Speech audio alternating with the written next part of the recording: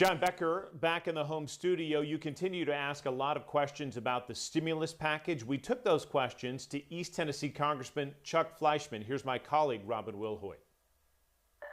If this continues, if people are forced to self-quarantine, self-distance, social distance, if they are losing jobs, if they're losing their paychecks, would you support more government money to get Americans on the other side?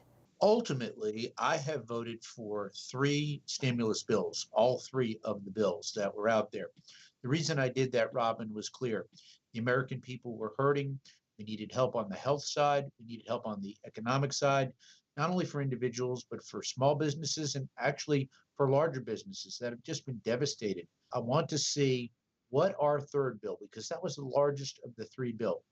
What did that do, and what will the effect of that be, not only on the healthcare side of it, but also on the economic side? My concern, after having spoken with some of the top infectious disease doctors in the country, some of the best economists, getting information on a daily basis, is that the American people are going to need more help. And if they do, I'm going to be willing to give it. We have been told this is not a sprint, this is a marathon. And then based on the conversations that you've had with government officials, with health officials, which mile are we on in this marathon, would you say? I wanted to make sure that the information I was giving to my constituents was not only accurate, but science-based. They tell us that this has not peaked yet.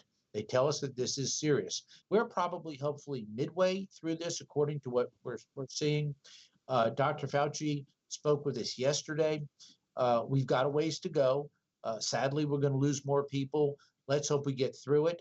My biggest concern is some of the experts are telling us it may come back in the fall or winter, and that's something that we do not look forward to.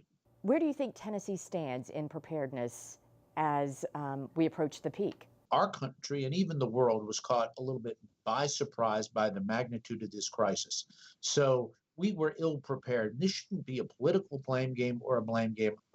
Tennessee has done a good job, I think. Governor Lee and I spoke today.